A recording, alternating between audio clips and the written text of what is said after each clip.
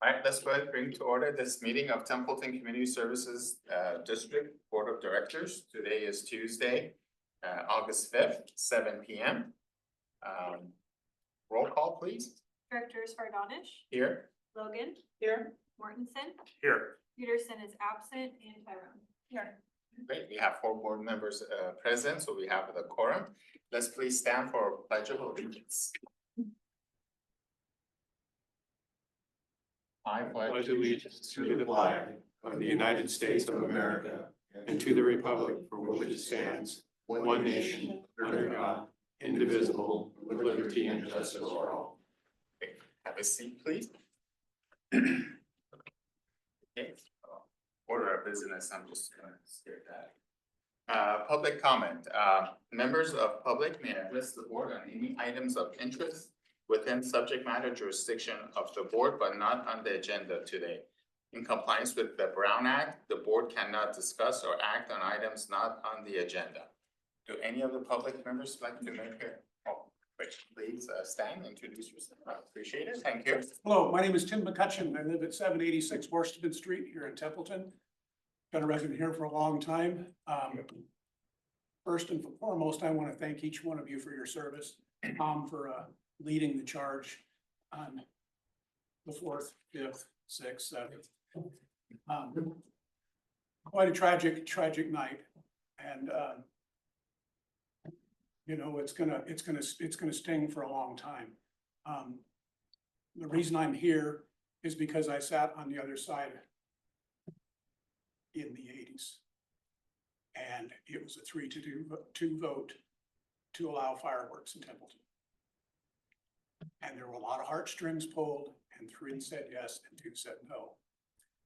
In a couple of weeks, I hope that you guys will be, or the next meeting, I hope you guys will be taking it up and reconsidering that vote. And after what happened on the 4th of July, whether it was a safe and sane firework or whether it was an illegal firework, really doesn't make any difference. It was a firework.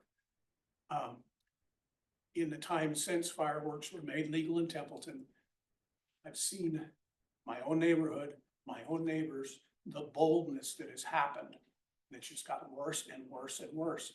They have nice parties, kids with sparklers, everything goes real smooth. Next year, same thing, next year. And then pretty soon a bottle rocket, another bottle rocket.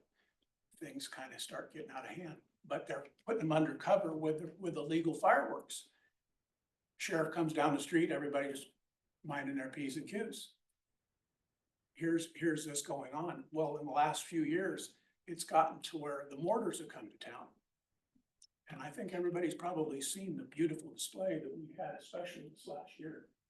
And some of my neighbors have gotten, 3 years ago, one guy ran out and put up 1 mortar and he was shaking in his boots like he was just committed murder. The next year was 3 mortars. This year, if it was 30, it was probably 50. And it's only a matter of time. I am heartbroken about Feed and Grain. I look at that logo and remember when we changed it from a train to the Feed and Grain. Caboose has gone out of the park. Now we've lost our granary. And I hate to see what would be worse is a loss of life or the crippling of a child. In my own street, I watched a lady, my own almost front yard, light a sparkler for her child. It wasn't a sparkler, it was a bottle rocket. Wow. He didn't get burned bad. The boy that got it in the foot didn't get burned bad. And the lady that was pregnant got it in the stomach, didn't get burned bad. But we got to put a stop. I pray that you guys, 3 of the 4 of you, or 3 of the 5 of you, will make the choice to put a stop to it now. Because I don't know how we can police what's going on in this community as long as we cover it up with legal fireworks. And to see somebody end up in a position of being burnt or worse. I understand that there was a boy in Paso Robles that accidentally lit, I say boy, young man, accidentally lit a mortar and then decided to stomp it out. You can imagine what his leg looks like today. So those are the consequences. And when people get so loose that they don't think that they're gonna get caught, it's just everybody's doing it. It's time to put a halt to it. And the heartstrings that are gonna be played are gonna be about a little league team that's their only fundraiser and so on and so on, and Templeton won't survive without it. I think Templeton has grown a lot in the last 35 years. It can survive without having fireworks and all of the mayhem that comes with it. So I ask each one of you to really consider it before it's on the agenda to talk about, to consider it in your heart, how you would feel if it's someone you know that is a casualty. And I thank you all for your attention and just hope you do the right thing. Well, thank you very much for coming. Appreciate it. Yes, we have it on the agenda for September 2nd, and I'm sure we're gonna have a robust discussion on the item. Thank you. Thank you. Any other public comment? Okay. All right, let's go into the consent agenda. We have 3 items for the consent agenda. We have the minutes from July 15, 2025. We have resolution number 13-2025, which is Community Facility District Annexation number 16. And we also have a budget amendment, which is for fire station expansion plan review for $22,000. Any questions, any of the board members would like to? And I pull C for discussion, just so we can have an update on what happened during our fire. Just so we can update why that cost there is associated. Okay, great, we'll pull item C. Any other? Okay, public, any items you would like to pull? I'm just curious on the first resolution, the 13-2025, Yes. is that like a Mello-Roos? Yes, It is, okay, so that's what it is. it is, but I want to kind of clarify that Mello-Roos, in our case, when we form the Community Facilities District here in Templeton, it's for ongoing operations. It doesn't fund like the development costs of the development. It doesn't fund like infrastructure development. It's funding, presently, it would be funding fire services, Okay, thank you. Or expansion?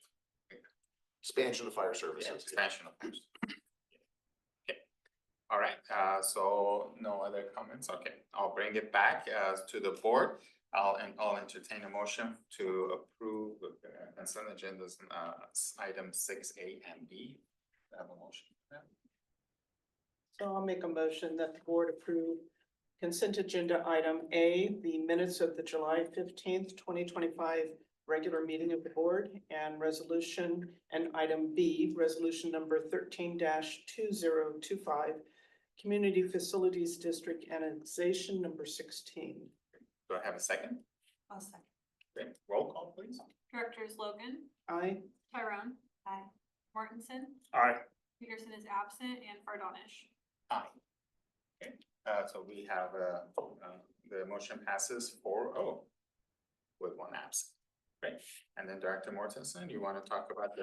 Director Peterson's not here for describing of what occurs. Essentially, what we're looking at is we're amended at $22,000 to essentially establish a realistic cost of what bids we will have for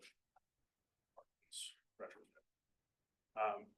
At this time, we have a consultant who is advising on what the estimated costs are, but in order to get a clear idea of what our allocation is and those costings, we are requesting that $22,000 be spent so that we can actually get submittals. It's not that the actual cost per se, we also, Peterson, is the idea, Chief Peterson, is that the cost is in more than what we had anticipated, and we may have to do a phased approach for it. But we believe that the understanding is we can have actual submittals so that we can have true costing. And I watched the video of the meeting, so thank you for that anyway, Yes. though. Because I was gonna pull it, because I also have a question on this as well. With some of the fees that the county is going to be charging us to file some of these permits, have we reached out to ask if there would be any appetite for waiving some of those for, our little old district. We can always ask. Yeah. You can always ask. The fees come in like various stages, I guess. I want to make sure it's clear. We had a planned, what we call a pre-application meeting with the county back in May.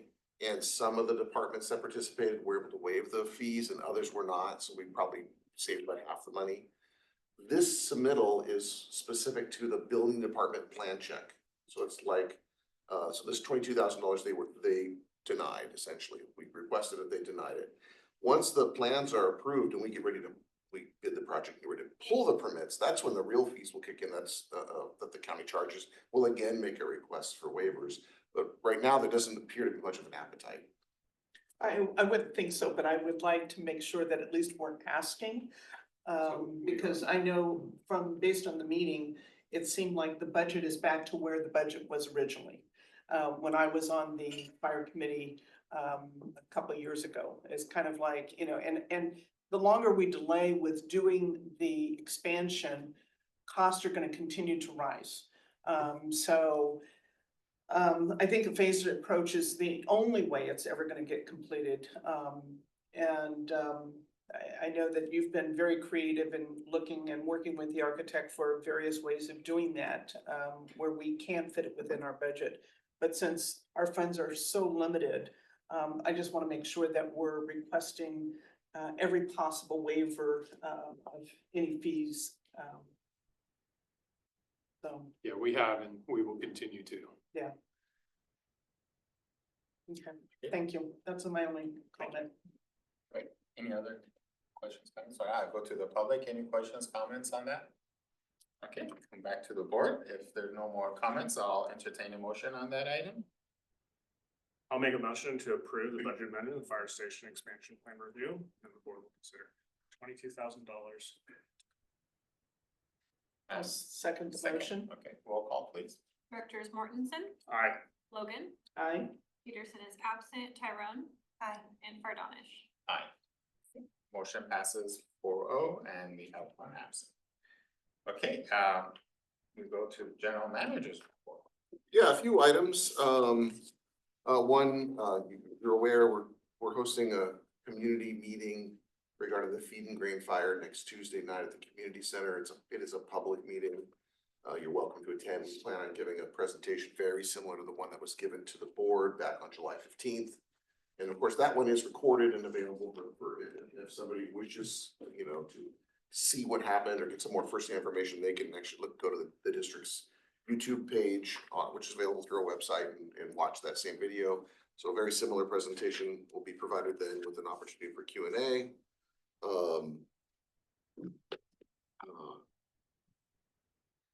We are looking for members to serve on the Measure A Oversight Committee.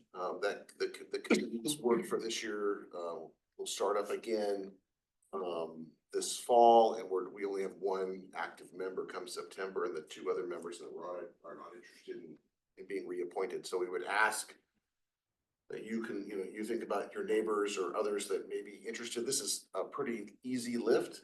Couple of meetings a year. It's mostly a financial review, but it's a commitment that the public asks us to make to the public, which is to ensure that Measure A revenues, the parcel tax that helps fund the fire department, are spent only on items that are allowed under Measure A. So it's a fairly limited scope of work and good opportunity for those of you who.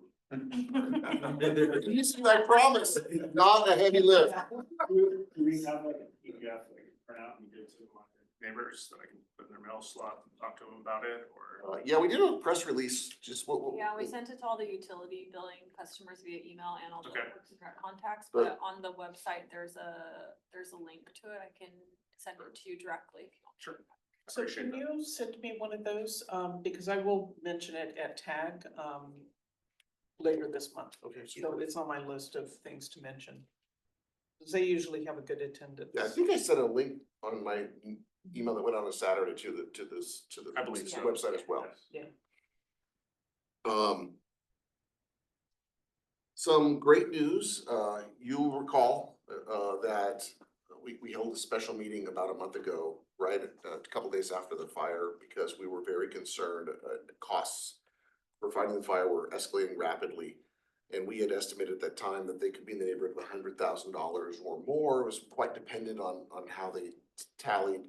The single largest item that we had estimated were the costs that were possibly incurred by the district, to be billed from the neighboring agencies who were still on scene.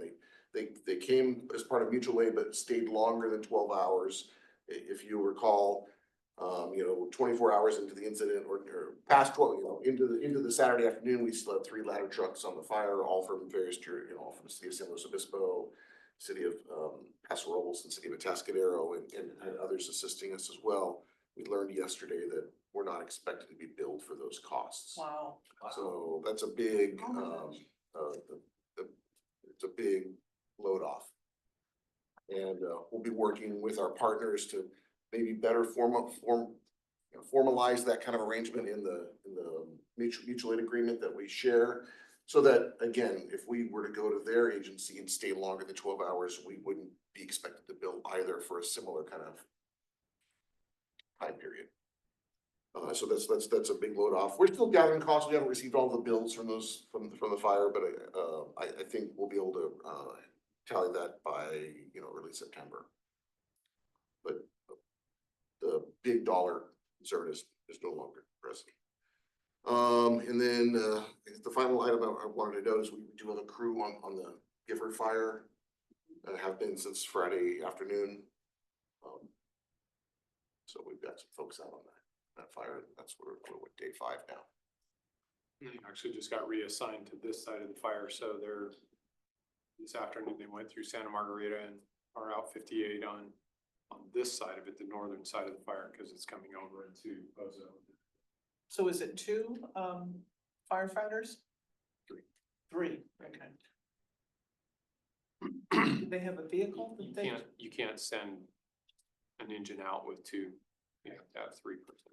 So did they take an engine out? Yeah, the type 3, 71. Oh, okay. That's all I had noted to share. I'm happy to take any questions that you may have about those or any items that I might have brought up in my weekend email to you. How has this been publicized? Let's see, it's on the district. Yeah, we sent that information to all the districts, e-bill customers, Parks and Recreation email lists. It's on our district website, which meant it went to everyone who has notified me. The press release went out. It's gone to, it's on our Facebook page. It's been on Templeton Proud. And I know it was picked up by the Paso Robles Daily Press, the Atascadero News, and KSBY is trying to schedule an interview to promote it, but it's been canceled a couple times already. Do we have maybe physical postings? Yes, there's one here and at the rec center, at the kiosk. What about some of the businesses around Main Street? We can get it out there too. I can go put it over at the market. Yeah, just because of traffic.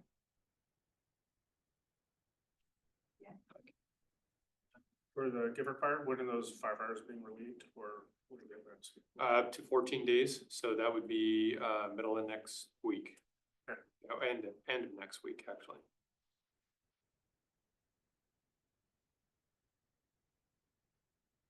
Still growing pretty rapidly right now. We expanded considerably and finally got into the Chaparral kind of into the forest area. And then Chief, please just, I think on behalf of the board, if you could definitely thank your colleagues at the other fire, agencies, Templeton, Paso Robles, San Luis, and Atascadero, and I believe San Miguel was here, Cal Fire, Pismo? the Pismo, yeah, for the wonderful job that they did, and obviously they're forgiving the cost that we much appreciate. Yeah, it's my intent to actually professionally and personally recognize them. And so we're going to have kind of another event that I'll give the board some information about. Great. It'll be an event for the departments and the personnel that were on the fire specifically and kind of isolated to that. a few other participants, but at that meeting, I want to publicly recognize those folks and potentially reach out to their councils and do a public recognition and appreciation. That's wonderful. That's good. Thank you. Thank you.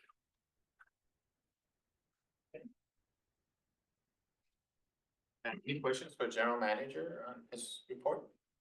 Anything for general manager? All right, come back to board. Committee reports, we have the TAG report, as well as we have the Fire and Emergency Management Committee, which Director Mortensen alluded to a little bit. Any questions on those? Any questions from public? On this side? Okay. Director's report and or comments. Any meetings? None here. None here. Okay, okay. I haven't attended any. Yeah. All right, good. Yeah, that's it. With no other items, we'll go ahead and adjourn the meeting. Thank you very much.